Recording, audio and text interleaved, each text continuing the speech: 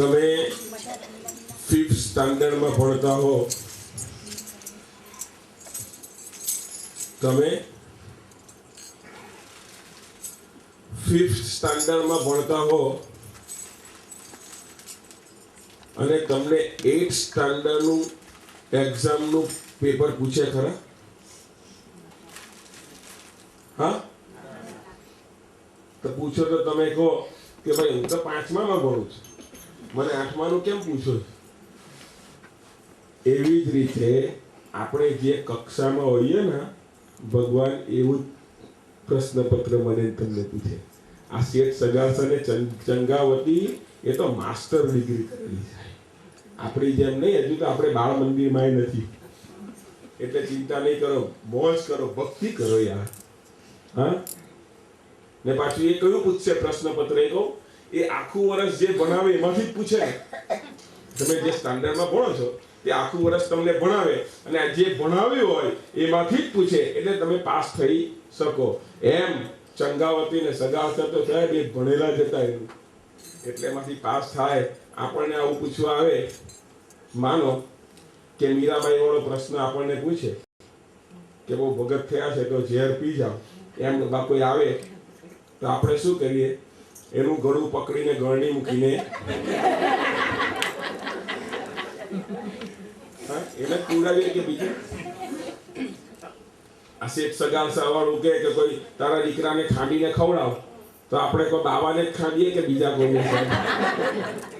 કારણ કે એ પરીક્ષા આપણે પાસ જ નહીં થઈ શકીએ. જલારામ બાપા વાળું કે કોઈ કે તેરી નારી કો મેરી સેવા में दे दे, તો લાકડી જ ઉપાડીએ કે બીજું કઈ? ચિંતા નહીં કરતા સાહેબ, એવા પ્રશ્ન પૂછવાનું બંધ કરી દીધા એને તો.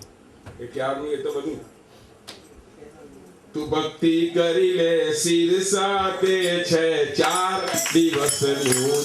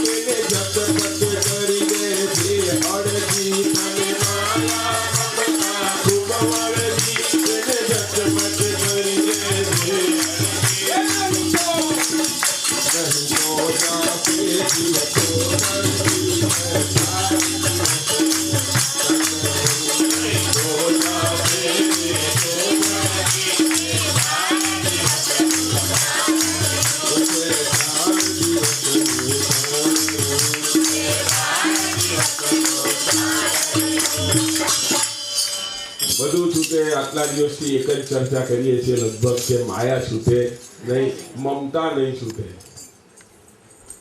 એક ડોસો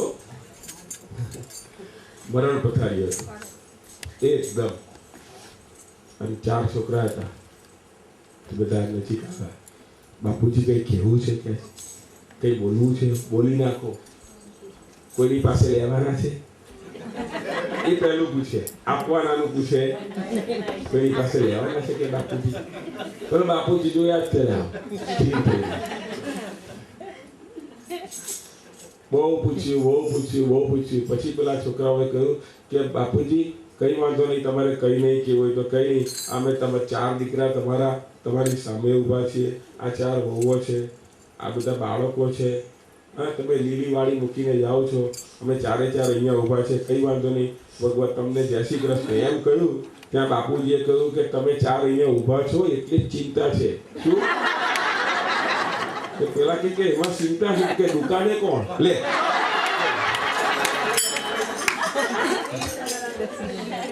આપણે ભગવાનને સુકાન આપીએ પણ દુકાન આપીએ એ તો કોની? દુકાન તો છૂટે જ નહીં.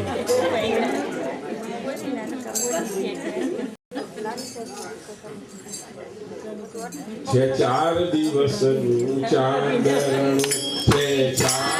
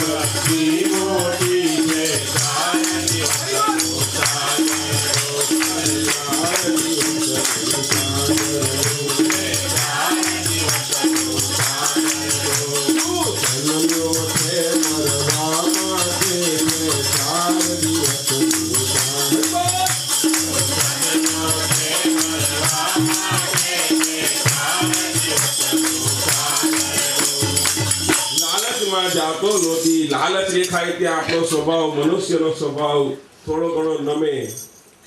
અપવાદ ઘણા બધા હોઈ શકે, પણ તો પણ લાલચ દેખાય ત્યાં મનુષ્ય દોષ તો ઘણી વખત જોવા મળ્યો છે. 3 પૂજારી હતા. એ લોકો બધા ટ્રેનમાં ફરવા જતા હતા. એમાં એક ગુજરાતી હતો, એક મારવાડી અને બીજો મદ્રાસી. તો મદ્રાસીએ વાત ઉપાડી કે તમારા મંદિરની અંદર જે પૈસા આવે આરતીમાં એનું તમે શું કરો? એમાં પૂજારીના કેટલા અને મંદિરના કેટલા, કે તમે ભાગ કેવી રીતે પાડો? તે પેલા મદ્રાસીએ કહ્યું કે આપણે તો કઈ નહીં કહે છે કે આપણે તો એક લીટી દોરીએ આમ લાઈન ને આમ કરીને ઉછાળીએ. આપણી બાજુ આવે આપણા ને પેલી બાજુ જાય એટલે મંદિરના, પેલી બાજુ જાય એટલે પેલા લોકો કહ્યું કે મંદિરના તો ઠીક છે પણ આમાં ભગવાનના કેટલા? પેલા કે ભગવાનના જ ને. તો પેલો પૂજારી શું કે ભગવાનના જ ને. ચાલો ને એની વાત કરો કે તમારા કેટલા ને ભગવાનના કેટલા? તો કે છે કે આમ કરીને ઉછાળે આમ ને આ બાજુ જ આવે એવું બધું કરે. ભગવાન પાસે તો ખાલી એક પેની જાય, બાકીના પાઉન્ડ ને બધા વજનદાર સિક્કા. મારવાડીને કહ્યું કે કેમ કરો તમે? કે આપણે તો કઈ રીતે આપણે કુંડાળું પાડીએ, કુંડાળામાં આવે એટલે ભગવાનના અને બહાર આવે જાય આપણા. આવડું કુંડાળું પાડે ઉપાડે માંડ એક પડી જતી હોય પેની સાહેબ એની પાસે બધું એનું. એટલે પેલા આપણા ગુજરાતીને પૂછ્યું કે તમે કેમ કરો? આ તો વેપારી પણ પાછો પૂજારી તો ખરો પાછો. એટલે પેલા ગુજરાતીએ કહ્યું કે તમારા બેમાં તો અક્કલ જ નથી કે છે. કેમ? તો ભગવાન ક્યાં રહે છે? તો પેલા લોકો કે ઉપર. તો કે હું એ જ કરું છું, જેટલા આરતીના પૈસા આવે એ હું આમ કરીને ઉપર નાખું, એને લેવા એટલા લઈ લે. આવા સેમ્પલો છે, લાલચ છે. ઉછાળે ઉપર જાય ભગવાનના બાકીના પેલો તો એક મને પેલા મહારાજ મેં બધી વાતો આવી રાખતો ને એક મને મેસેજ આવ્યો હતો તેવું તમને કહું. એક મંદિરની અંદર એક પૂજારી આરતી કરતો હતો. તે આરતી કરતો હતો ને તે પછી આરતી કરીને બધાને આરતી આપે ને અરજી આપવા જાય એટલે પછી લોકો બધા પૈસા મૂકે ને પછી એવી રીતે કરતો. તો બિચારો બુઝુર્ગ હતો, જુવાની હતો, તેમ આરતી કરી પૂજારી અને પછી બધાને આપવા ગયો. તો છેલ્લા ખૂણા પર એક ડોસો બેઠો હતો. એને આરતી તો નહીં લીધી પણ પૈસા બધા ડોસાએ વેચવા મૂકી. પેલા પૂજારી કે અરે શું કરો છો તમે? કે છે ભાન છે કે નહીં? કે છે કે આ બધા પૈસા આટલા બધાની વચ્ચે તમે કહે છે કે આ બધા પૈસા આરતી લઈ લો છો, આમ છે ને તેમ છે. ચૂપ કે છે ડોસો કે ચૂપ. કેટલી ઉંમર તારી?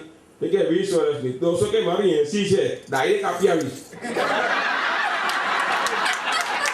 એનો હું જ જવા કે તું લાલચમાં જાતો નહોતી અંતે સગની વાત.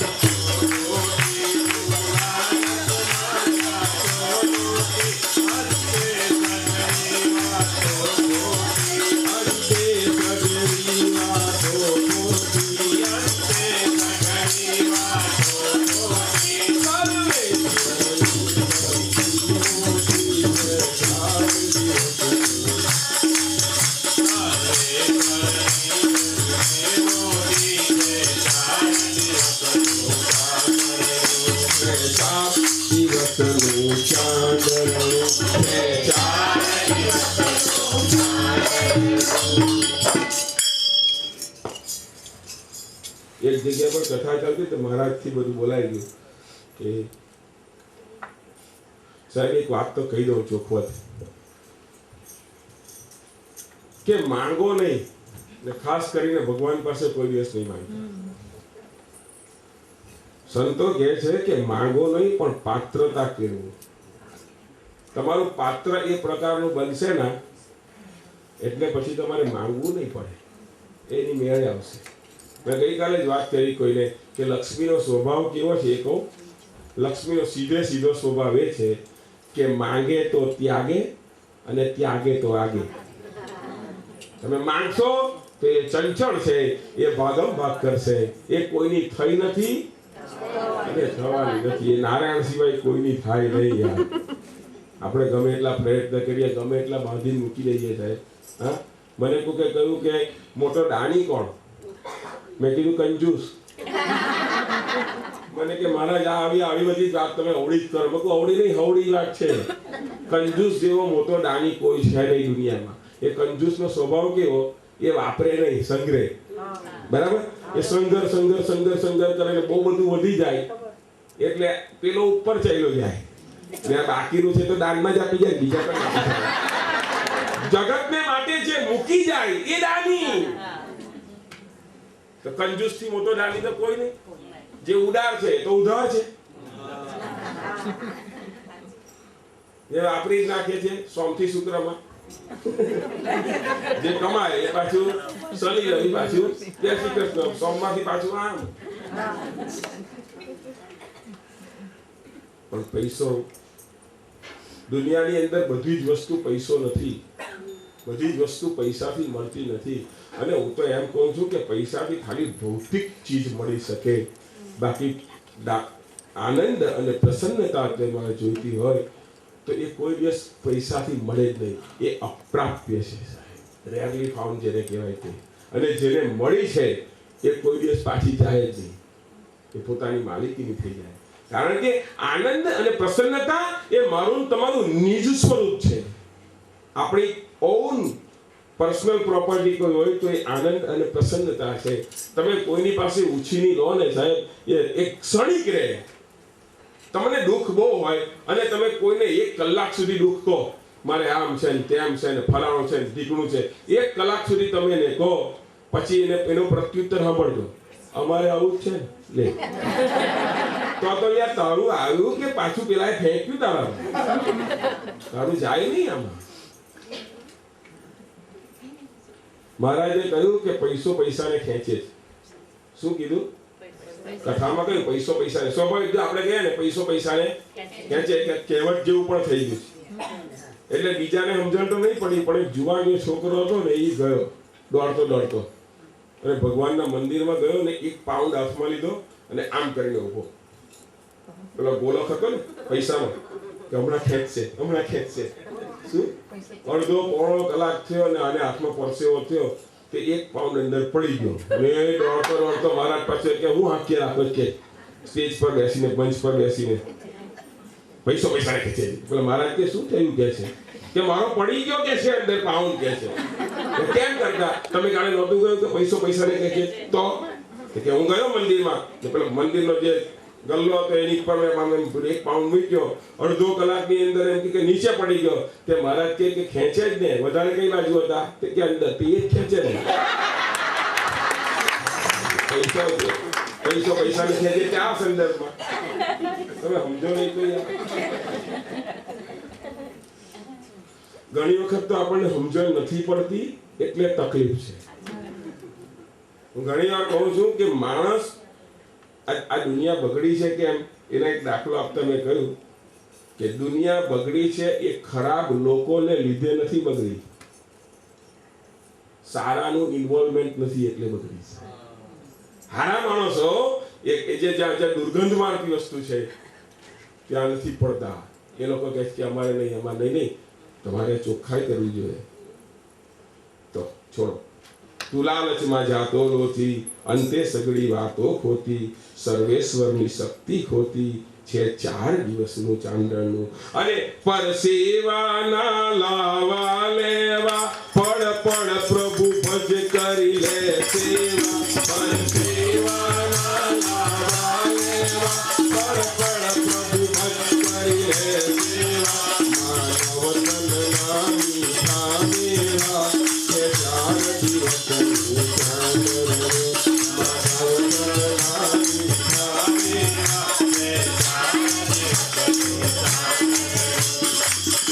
હું છે ને અહીંયાથી ભજન ગવડાવું ને, સાંભળજો ને બરાબર, જલ્દી જવાબ આપજો. હું અહીંયાથી ભજન ગવડાવું ને તમારે ગાવાના છે તો નથી ગાતા ઘણા. તમને ખબર નથી પડતી. હું અહીંયા બેસું એટલે મને ખબર કે કોણ ગાય ને કોણ.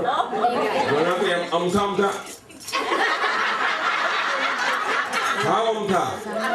ને ઘણા તો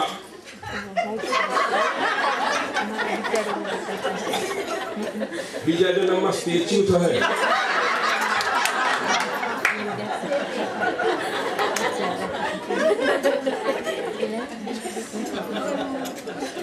તમે મુક્તપણે યાર જે કરો એ મુક્તપણે કરો. કારણ કે અહીંયા શું મળે છે? મુક્તિ છે. પહેલા જ દિવસે કહ્યું કે અહીંયા મુક્તિ છે. એટલે જે હસો પણ મુક્ત ઘણા તો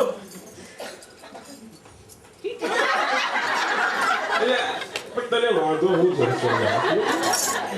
તું હશે ને તો બીજા જન્મમાં દાંતની બોખો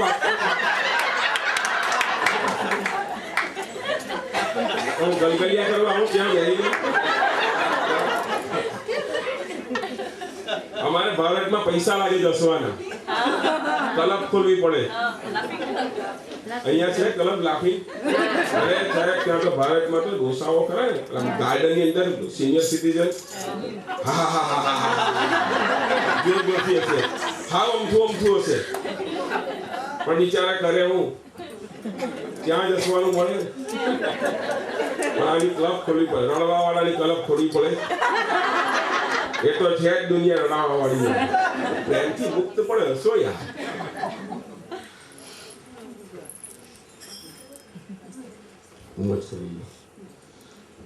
એક જગ્યા પર જતો ને અહીંયા પર 2 વર્ષ પહેલા તો મને એમ કે આપણે આ બધું આ દેશની અંદર છે ને ફોરકાસ્ટ પર ચાલે કે વરસાદ પડવાનો છે કે નહીં પહેલેથી તમને ખબર હોય. જો કે હવે બધા સમીકરણ બદલાવા લઈ ગયા. આજે વરસાદ છે તડકો દેખાય બહાર, પેલામાં વરસાદ દેખાડે છે બહાર તો ફૂલ તડકો છે આજે.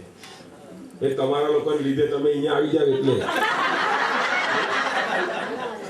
મને ખબર છે વરસાદ પડે તો તમે આવો. હા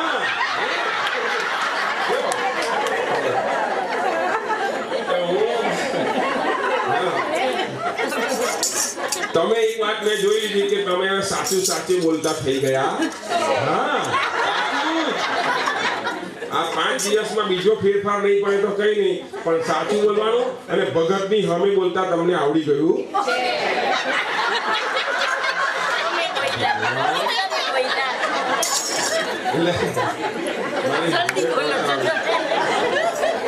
હું હમણાં 4 દાડા પહેલા કેટલા થોડા સમય પહેલા ઇંગ્લેન્ડની પેલી ફૂટપાથ પરથી ફરસાતો હતો તો મેં કહું ભાઈ આપણે તો પેલી ફરવાની ટેવ કે ભાઈ ઘરમાં ચાલો એકલા તો ફરીએ તો નીકળો. ને મેં જોઈ લીધેલું કે ભાઈ વરસાદ નથી એટલે આપણે તો ભાઈ રાજાની જેમ નીકળ્યા. થોડે દૂર ગયા 2-4 છાંટા પડ્યા એટલે હું એમ સમજો કે સુકન થયા, પણ પછી છાંટા વહી ગયા એટલે મેં કીધું કે આ ઊંધું લાગે છે. પછી ઘરે ગયો ત્યારે ખબર પડી કે વેનસડે ની જગ્યાએ થર્સડે નું જોયું. ભૂલમાં ઊંધું જોયું આવી ગયું. આજે તો નકરો વરસાદ હતો. હું નીકળ્યો તેમાં પસાર ફૂટપાથ પરથી જતો બહુ મોટી પેલી 25-30 લાખની ગાડી આવે ને આમ પસાર થઈ અને પસાર થઈ તો મારી નજર ગઈ એટલે એની અંદર એક કૂતરું હતું પાછળ કે અડધો કાચ આમ ખોલીને કૂતરું આમ બહાર એટલે આપણને જીભ બતાવે. એ તો એમ કે છે કે હું આટલી મોંઘી ગાડીમાં તમે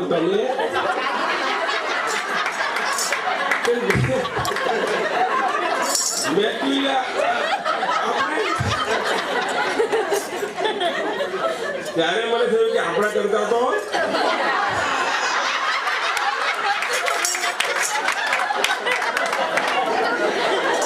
એમ નહીં ને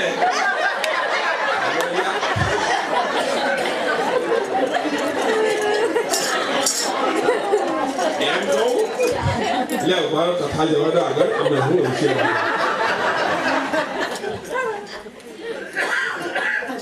પછી મને બહુ વિચાર આવ્યો કે હું ઘરે આવ્યો, માથું સાફ કર્યું, પેરાસિટામોલ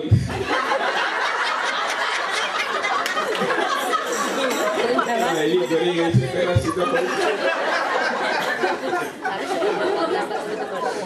એક દાડો તમને છે ને ડોક્ટર પ્રિસ્ક્રિપ્શન એ રીતનું લખી આપે, બહુ કંટાળી જાય, પગ દુખે ને આંખ દુખે માથું દુખે કરશો ને તો ડોક્ટર લખી આપશે કે દાળમાં, કઢીમાં, નાવામાં બધામાં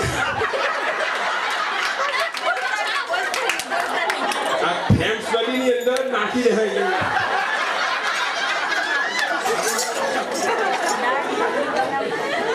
નળ ખોલો ને પેરાસિટામોલ.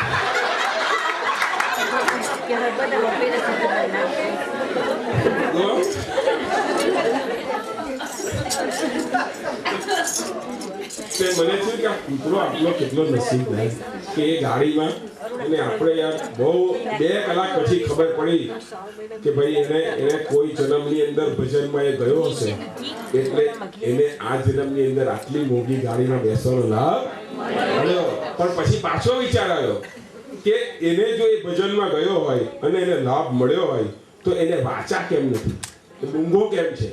પછી ખબર પડી કે ભજનમાં ગયો હશે ખરો પણ ભજન ગાયા હશે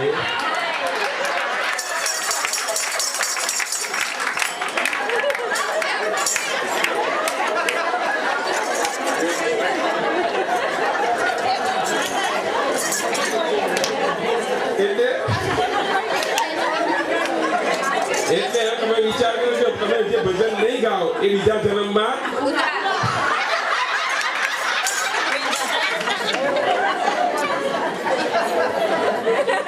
પરસેવાના લાવા લેવા પડ પ્રભુ ભજ કરી લે સેવા. પરસેવા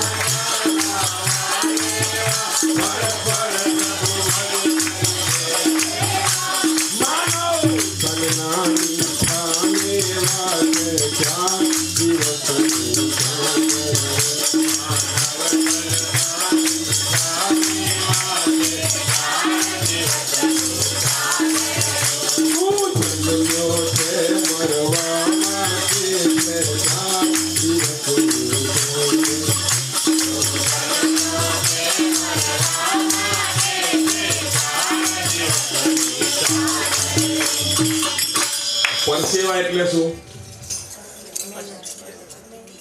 પર એટલે કે બીજાનું. આ પરસેવો થાય તે નહીં, પણ પર એટલે કે બીજાની સેવા, અન્યની સેવા કરવા. આપણે એક જાતનું ભજન છે. અમેરિકાના એક સમયના પ્રમુખ અબ્રાહમ લિંકન, એના જીવનની એક વાત છે. એક વખત કોઈ મીટિંગમાં જવાનું હશે, એકદમ અગત્યની હતી, અને ગાડીમાં નીકળ્યા. રસ્તામાં જોયું તો કોઈ ભૂંડ જેવું જાનવર જે હતું એ તડફડતું હતું. અને આ લિંકને ડ્રાઈવરને કહ્યું ગાડી રોક. ગાડી રોકી અને પેલા જાનવરની સેવા કરી. અને સેવા કરતા કરતા પેલા જાનવરના જે પગ હતો ને એનો પંજો એના શરીરને લાગી ગયો અને અહીંયા બધું કાદવવાનું થયું, ડાઘો પડી ગયો. અડધો પોણો કલાક સેવા કરી અને એને સાતા થઈ કે હવે બચી ગયો હશે, એ કાદવમાંથી બહાર કાઢ્યો. પછી લિંકન ગયા અને જ્યાં પેલા સમુદાયની અંદર જ્યાં મીટિંગ હતી ત્યાં આવ્યા. અને લોકોએ જોઈને હસ્યા, ઓહો, અમેરિકાના પ્રેસિડેન્ટ, શક્તિશાળી દેશના, એ મોડા તો આવ્યા અડધો કલાક, પણ આ ડાઘો પડાવીને આવ્યા. અને જ્યારે એનું પ્રવચન આવ્યું અને ત્યારે મેં તરત કહ્યું કે મને ખબર છે, આઈ એપોલોજાઇઝ, હું મોડો આવ્યો છું એ માટે હું તમારા બધાની માફી માગું છું, પણ કારણ મારું એ હતું. અને ત્યાં એક જણે ઊભા રહીને કહ્યું કે સાહેબ, આ તમારા દેદાર તો જુઓ, તમને ડાઘો પડ્યો, તમે આ રાષ્ટ્રપતિ પ્રમુખ છો, તમે આ રાષ્ટ્રની આ, અને તમને આ ડાઘા શોભે છે કે આવા કપડાં? અને ત્યારે એને બહુ સરસ કહ્યું કે આ ડાઘો પડ્યો ના તો સારું છે, પણ એને નહીં બચાવત તો મારા દિલ પર ડાઘો પડી ગયો છે. એટલે તમને કોઈ પેલું દેખાય.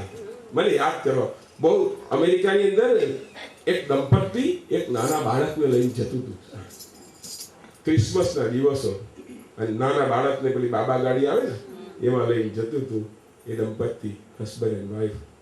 અને ત્યાં સામેથી એક માણસ આવ્યો, એને અચાનક જ પૂછી લીધું, તમે બાળકને ફેરવવા નીકળ્યા છો ને, આ બધી લાઈટો બતાવવા નીકળ્યા છો ને? કહે છે કે હા. કહે છે હા, આ બધી લાઈટો બતાવવા નીકળ્યા છે. તો કહે છે આવતીકાલે તમે અહીંયા નહીં આવી શકો, કદાચ માફ કરજો. તો કે કેમ? કે અહીંયા એટલી બધી ભીડભાડ હશે, લોકોની એટલી બધી આવન જાવન હશે ને કે તમે આવી નહીં શકશો. કહે છે કે અહીંયા. ત્યારે કે કંઈ વાંધો નહીં આવશું, પણ એક વાત કહું. પેલા દંપતીએ કહ્યું કે કંઈ વાંધો નહીં, 2-3 દિવસ પછી તો આવી શકાશે ને? કે હા, એવું આવી શકાશે, પણ કહે છે કે એક વાત કહું, શું આ બાળક અમારું નથી? તો કહે છે કે અમે બે તો ઘરેથી નીકળ્યા, અમારે તો સંતાન જ નથી, પણ ઘરેથી નીકળ્યા, ચર્ચમાં જવા માટે પ્રાર્થના કરવા નીકળતા હતા, અને ત્યાં એક અનાથાલયનું બોર્ડ આવ્યું, અને અમને થયું કે લાવ અંદર જઈ કોઈ બાળકને ફેરવી લાવીએ સાહેબ. આ બાળક અનાથ બાળક છે. હવે જરૂર ખરી ચર્ચમાં જવાની? કોઈ રડતાને છાનો રાખો, કોઈનું દુઃખ મિટાવો. આ પણ એક ભજન છે. ભજનના પ્રકાર તમને બતાવો.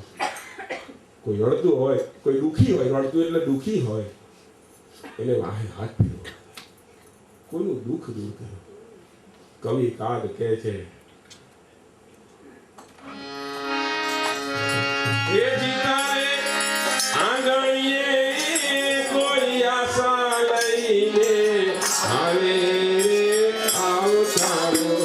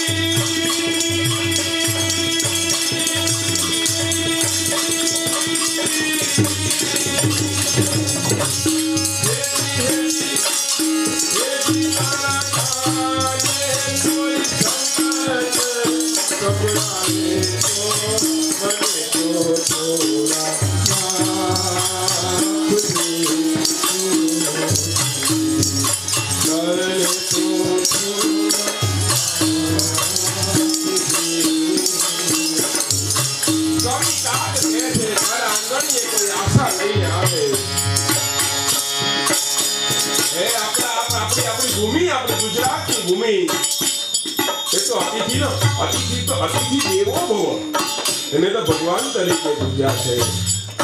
કોઈ આવે તમારા ઘરે કોઈનો ઉદ્ધાર કરવાનો પ્રયત્ન કરીએ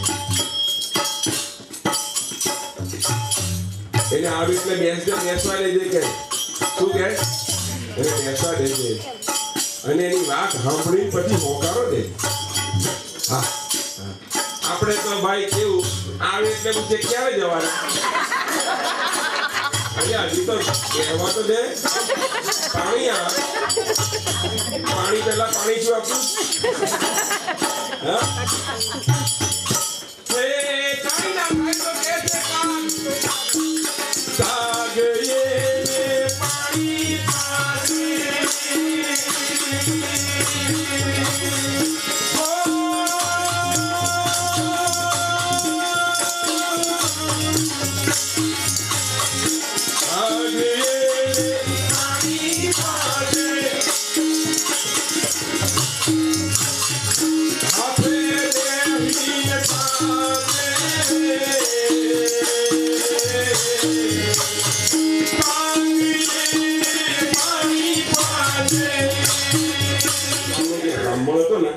એને ભગવાનને કહ્યું હતું કે ભગવાન હું મને આજે જે સીધું મળશે ને ભિક્ષા મળશે ને એમાંથી હું કથા કરાવીશ.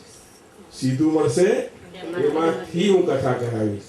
અને કથિયારાએ શું કહ્યું હતું કે મને જે આજે દ્રવ્ય પ્રાપ્ત થશે જે પૈસા મળશે એ બધું ખર્ચી નાખીશ કથામાં. પણ અહીંયા તો કહે છે આવકારો મીઠો આપ જે રે તને મળ્યું છે એમાંથી. બાપ જલારામ અને વીરબાઈ માં પણ એવી રીતે જ સેવા કરતા, એવી રીતે જ લોકોની સેવા કરતા, અન્નદાન ચલાવતા, અન્ન ક્ષેત્ર ચલાવતા. પણ આગલા જન્મમાં કોણ હતા આવો પ્રેમથી શ્રદ્ધાથી ભાવથી સાંભળીએ. કૃષ્ણ હે એટલે છે ને એને ભગવાન કોઈને કામ હે બોલાવતો ને પ્રેમથી બોલાવો. કૃષ્ણ હે કૃષ્ણ હે કૃષ્ણ હે કૃષ્ણ કૃષ્ણ કૃષ્ણ હે કૃષ્ણ કૃષ્ણ કૃષ્ણ કૃષ્ણ હે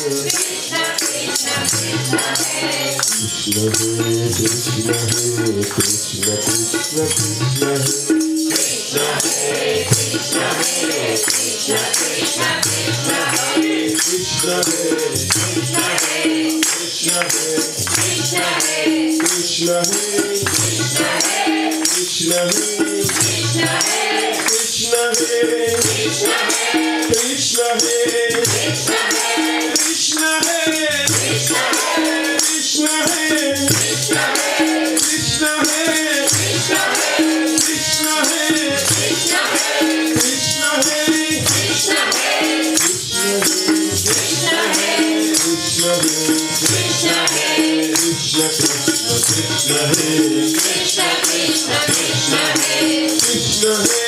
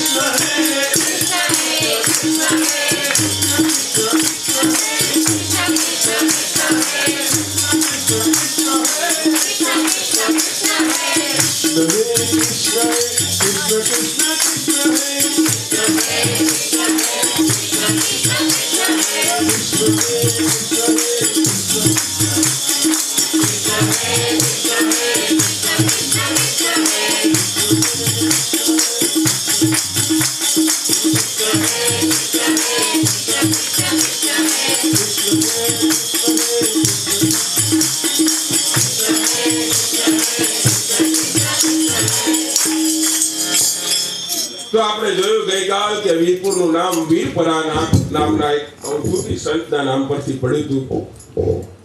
આવો બાપ જલારામ અને વીરબાઈનો આગલો ભાવ શું હતો? તો કે છે વાંકાનેર રાજ્યનું મેસરિયું ગામડું, મેસરિયું નામનું ગામડું. બરાબરી કોમ, એ કોમની અંદર એક કુટુંબ, એમાં 5 ભાઈ, 5માંથી નાનો ભાઈ એનું નામ હતું જાલો, એની પત્નીનું નામ હતું રૂપાંબા. કહે છે કે ઘેટાની ઊન કપાઈ ત્યારે એમાંથી ઊન વણે અને ધાબળા બનાવી અને વેચીને જીવન ગુજાર કરતો આ પરિવાર. આ મેસરિયા જે ગામ હતું એનાથી 5 માઇલ દૂર એક મોલડી નામે ગામ હતું. શું? મોલડી નામે ગામ. ત્યાં આપા રતા, આ બધા કાઠિયાવાડી અસલ જૂના નામો. ત્યાં આપા રતા નામના એક ભગત હતા. જાલાએ એવું વાત સાંભળી કે આ ભગત ત્યાં ભજન કરે છે તો મારે જવું છે. ને ભગતના ભજનમાં જવાની એને ઈચ્છા કરી અને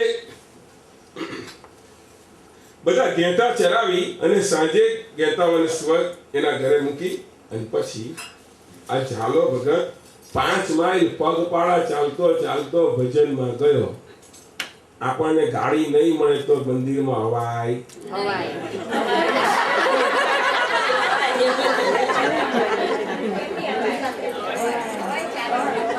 5 માઇલ ચાલતો. અમારા ભારતમાં તો ચાલણીયા પણ, ચાલણીયા બધું ભારતમાં છે જ ને આપણા. એટલે અમે 210 કિલોમીટર ચાલીએ છીએ. 170 માઇલ થાય. પણ એમાં જે મજા છે ને, ઓહો, એ રાત્રે 12 વાગે ચાલવાનું શરૂ કરવાનું અને સવારે 9 વાગે પહોંચવાનું કામ પર. અને પછી આખો દાડો જે લીલા લહેર, આરામ કરો. સાંજે પાછું 8 થી 9 પાછા ભજનની રમઝટ ચાલે. જમવાનું તો સાહેબ એક પહેલેથી છેલ્લે દાડો સુધી મોજ મજા કરાવતા. અને 8 થી 9 ભજન કરવાના, 10 વાગે પાછું લાંબા વાહો કરવાનો, 12 વાગે ઉઠીને આરતી કરીને પાછું ચાલવાનું. મને તો ત્યારે મને બહુ ગમ્યું કે જ્યારે અમે છેલ્લે દિવસે અમે પેલું એ રાખીએ કે તમારા પ્રતિભાવ, જે પગપાળા ચાલતા પ્રવાસ કર્યો ને એ લોકોના પ્રતિભાવ કે તમને કેવું લાગ્યું. એમાં એક માણસ એવું કહ્યું કે ભાઈ અમે આ આખા વર્ષની અંદર કોઈ જીવતા હોય ને તો આ 7 દાડા જીવીએ છીએ. જે અમને આનંદ થાય, જે મજા આવે, પણ એ પાછું જીવ ભજની હોવો જોઈએ. ફરતો જીવ હોય તો મજા ના આવે. તો આ મોલડી ગામે 5 કિલોમીટર ત્યાં ગયો અને ત્યારે ભજન ચાલતું હતું. કયું ખબર છે? અમારે તમારે હસે લેવા દેવા. એમને એમ તો ભેગા થયા નથી. અમારે તમારે હસે કોક જન્મના, અમારે તમારે હસે લેવા દેવા. અમે બેઠા દેવા ને તમે બેઠા.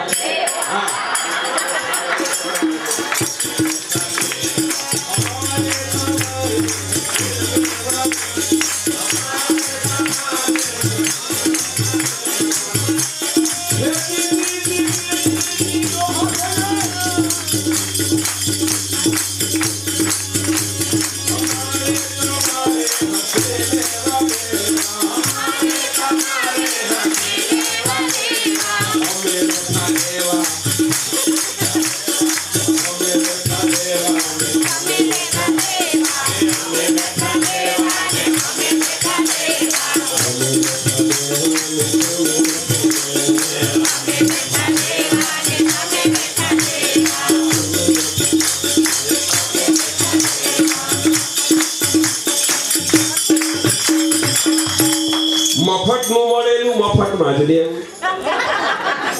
મફતનું મળેલું મફતમાં જ દેવું. અમારે તમારું ના ખંખેરી લેવું. હા, અમારે તમારું ના ખંખેરી લેવું. પ્રભુ કેવડાવે છે તેવું જ કેવું. પ્રભુ કેવડાવે છે તેવું જ કેવું. પીરસવા છે પ્રેમે, પીરસવા છે પ્રેમે પ્રભુના જ મેવા. પીરસવા છે પ્રેમે પ્રભુના જ મેવા. પીરસવા છે પ્રેમે પ્રભુના જ મેવા.